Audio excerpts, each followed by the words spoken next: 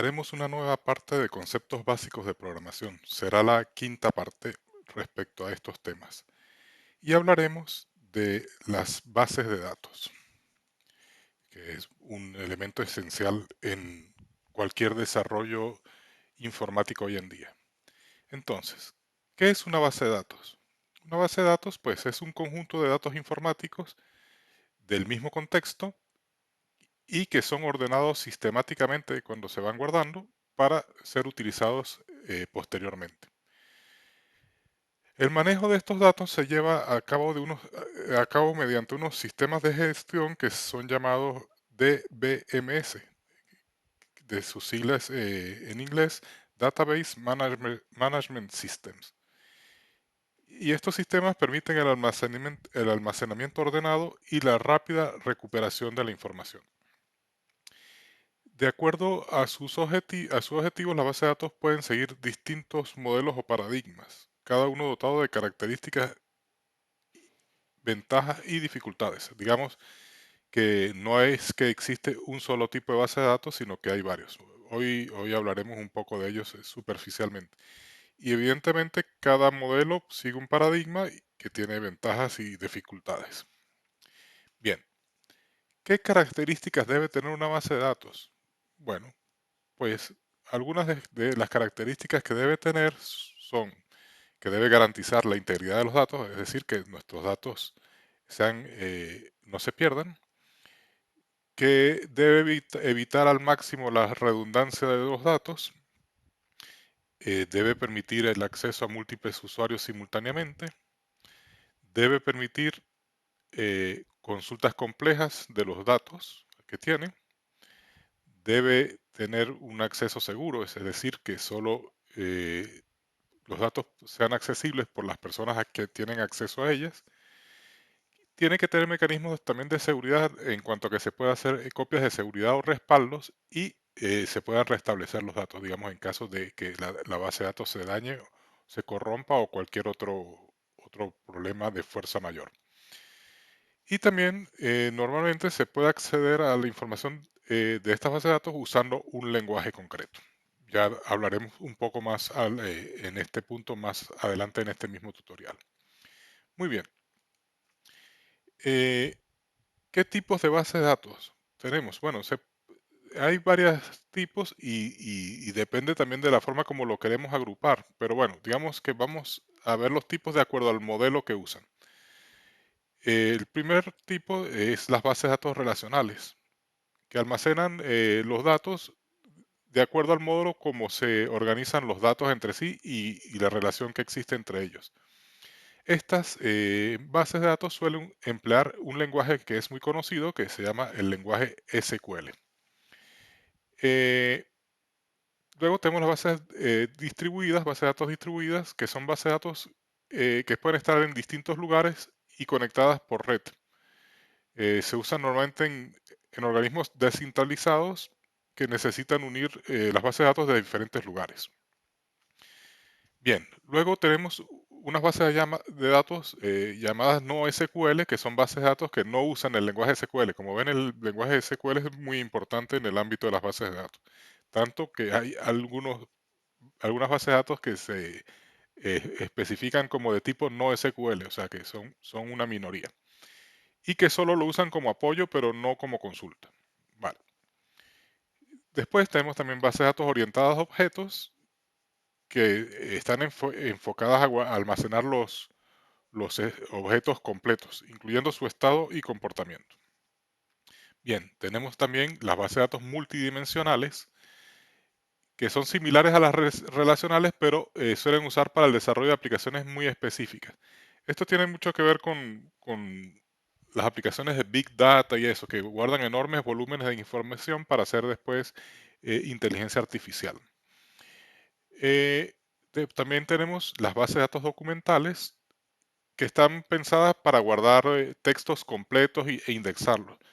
Y están, por lo tanto, preparadas para almacenar grandes cantidades de información.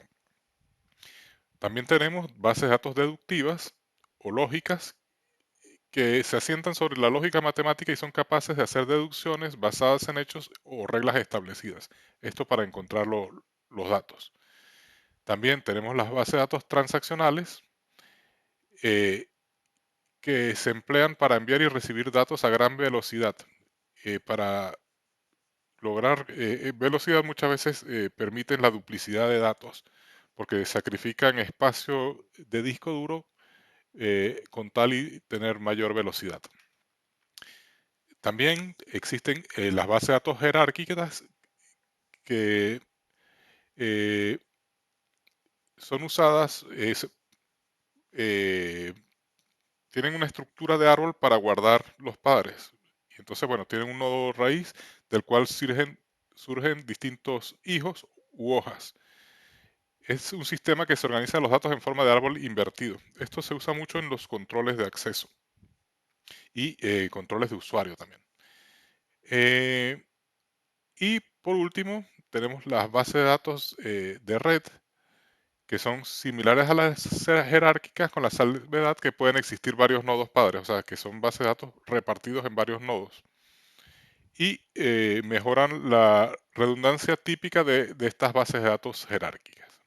Bien, bueno, de todas estas bases de datos que hemos hablado, vamos a enfocarnos de momento en las bases de datos relacionales, puesto que las bases de datos relacionales son las que más se usan actualmente. Eh, ¿Qué podemos decir de estas bases de datos relacionales? Que usan el modelo relacional para organizar los datos de acuerdo a la relación que existe entre ellos. Una base de datos relacional está conformado por un conjunto de tablas o relaciones y cada tabla tiene un conjunto de filas o también registros y cada registro tiene varias columnas que es la información de ese registro. Eh, Normalmente cada registro tiene una clave única que se llama la clave primaria, que permite ordenar la información y tener un rápido acceso a estos datos. Y también esta clave primaria nos permite establecer relaciones con otras tablas de nuestra base de datos. Prosigamos con los conceptos básicos de las bases de datos relacionales. Entonces, bueno, primeramente, ¿qué es una base de datos? Pues es un conjunto de tablas que describen una entidad de mayor rango y las tablas pueden tener relaciones entre ellas y ser complementarias. Después, una tabla es un conjunto de información que tiene relación entre sí, pues es normalmente pues información de un mismo tipo. Y cada una de las informaciones que almacena esta tabla se llama registro. Cada registro describe un objeto, una transacción o una relación entre tablas. Cada campo o los campos es lo que conforman cada uno de los registros. Y estos registros, estos campos, son cada uno de un tipo de dato, muy similar a los tipos de datos que hemos visto en programación. Eh, bueno, el tipo de dato pues se refiere al tipo de información que puede almacenar cada campo. Existen tipos de datos numéricos, cadenas de carácter, fecha, etcétera. Aunque bueno, digamos que estos tipos existen más o menos en todas las bases de datos, pero su nombre puede variar de una a otra, ¿no?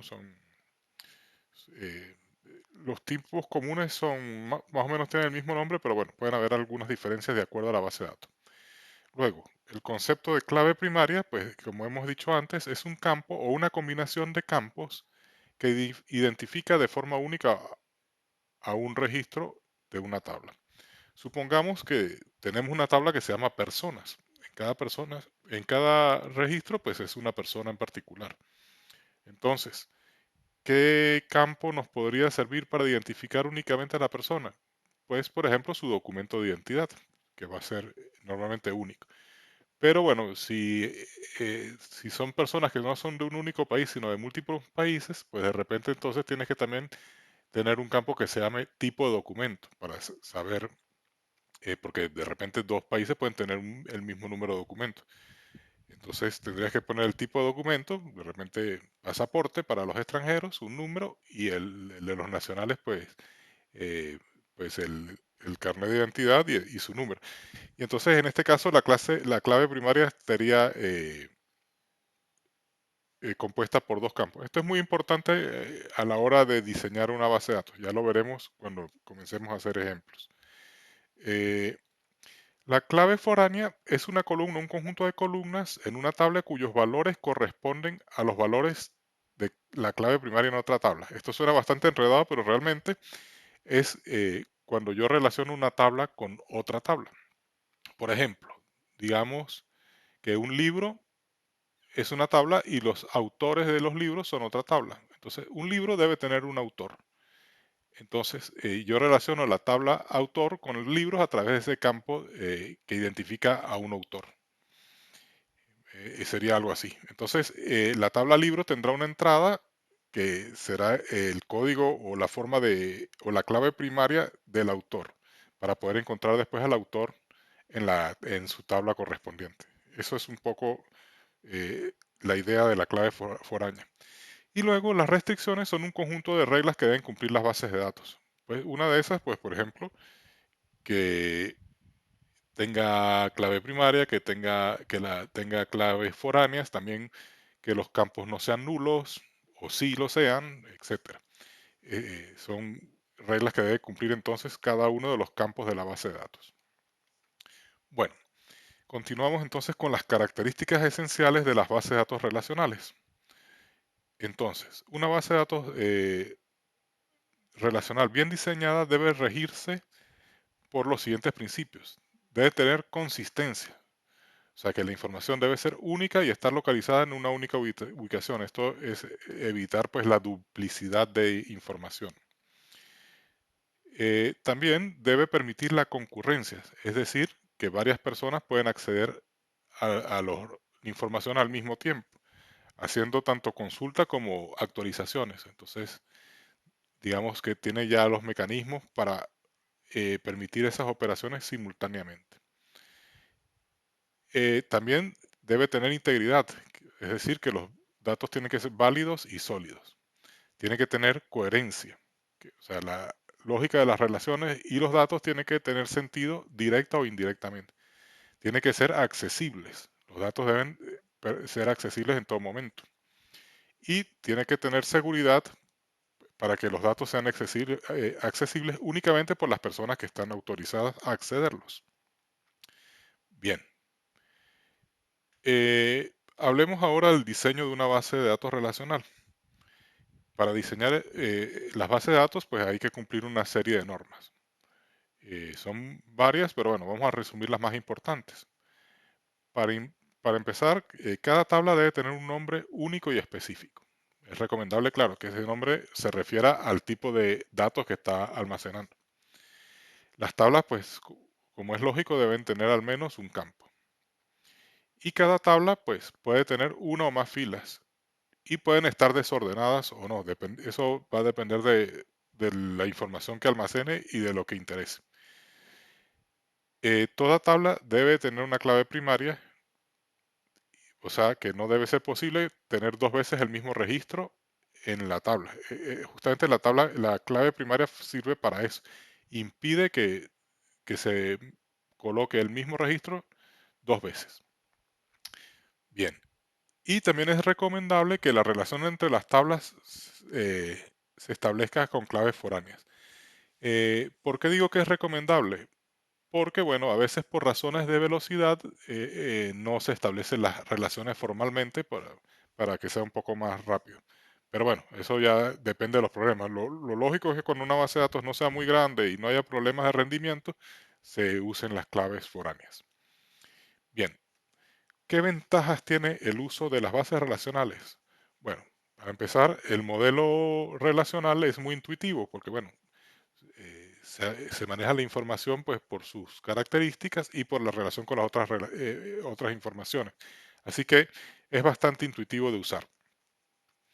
Luego permite mantener la uniformidad de los datos en todas las aplicaciones y en todas las instancias. Esto es que si tenemos varias instancias de una base de datos que está en varios sitios, pues la forma como se replican los datos de una a otra pues es bastante automática y bastante funcional. Bueno, otra cosa es que se garantice la unicidad de los registros. Bueno, que vamos a tener únicamente un único registro de cada tipo. Otra cosa interesante es que permiten la concurrencia en el acceso y la actualización de los datos que contienen. También garantizan la accesibilidad a los datos que contienen. Luego, son fácilmente portables, puesto que como es un estándar cada vez más empleado, pues es bastante fácil portarlo de una plataforma a otra. Y otra característica es la atomicidad, que cualquier operación que se quiera ejecutar y no cumpla los criterios de información preestablecidos no se realizará.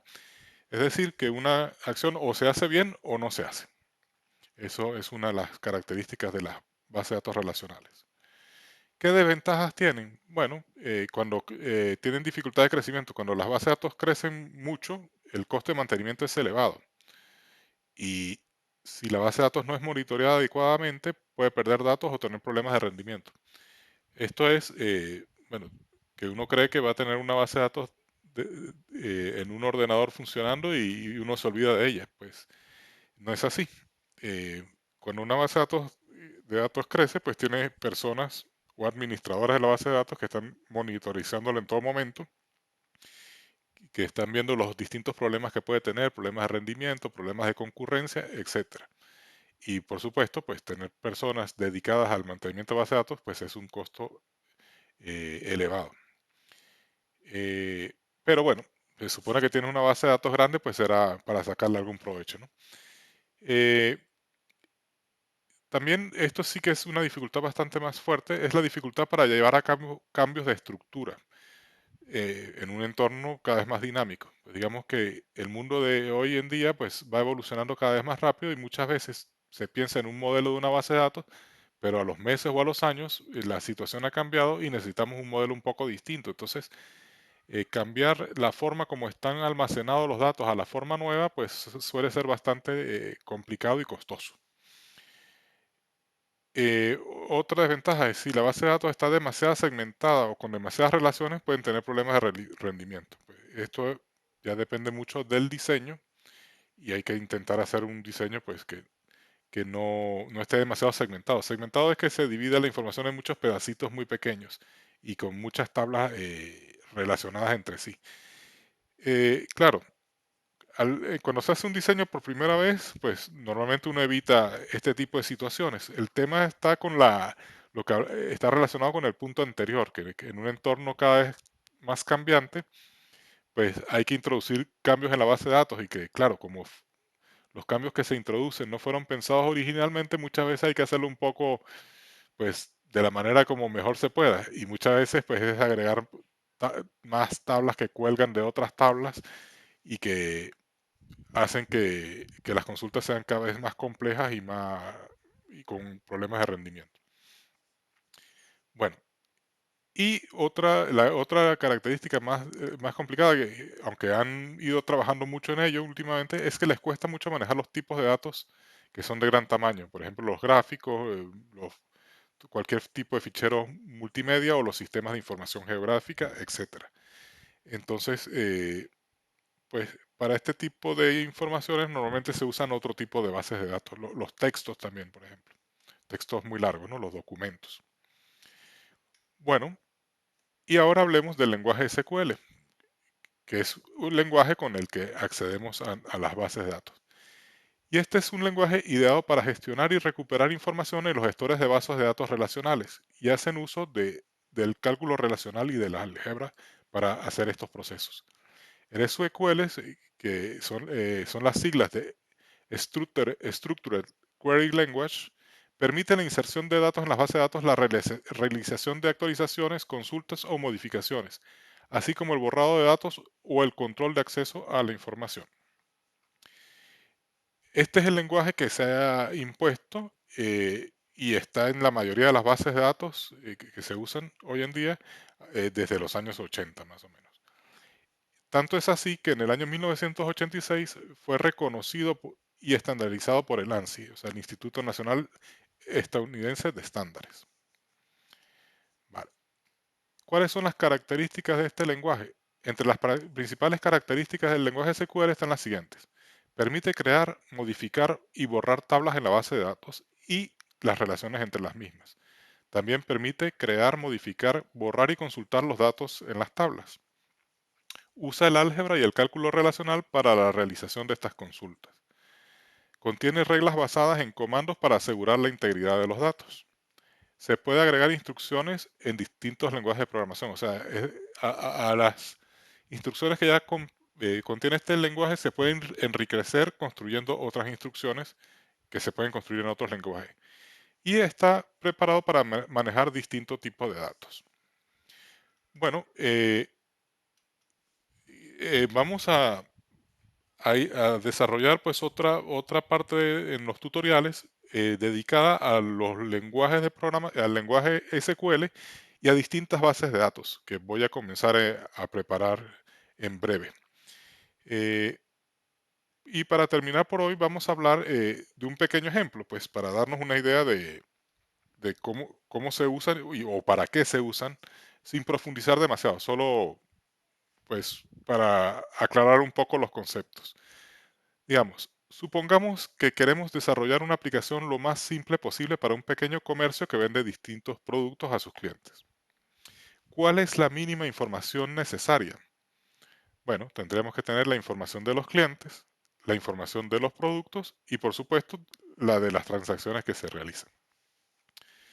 Ahora bien, un detalle que hay acá es que una compra, o sea, o una transacción puede incluir varios productos. Entonces, no podemos guardar eso en una única tabla, puesto que ya hay más de uno. Y entonces hay que dividir la transacción en dos tablas. Habría que hacer una factura y unas líneas de la factura. Cada línea asociada al producto que se compra. ¿Vale? Entonces, pues ya tendríamos cuatro tablas. La tabla cliente, la tabla producto, la tabla factura y la tabla línea de factura.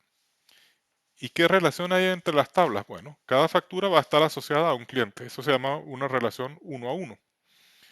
Y cada factura va a tener una o más líneas, o sea, uno o más productos que compró el cliente. Y entonces esto es una relación de uno a muchos. Y también luego cada línea de factura estará asociada a un producto. De nuevo, pues una relación uno a uno. Y con esto hemos llegado al final por el día de hoy. Les habló Rafa. No olviden suscribirse si les gustó el contenido presentado, para que de esta manera les aparezcan las notificaciones cuando publique nuevos materiales. Será hasta otra ocasión. Muchas gracias.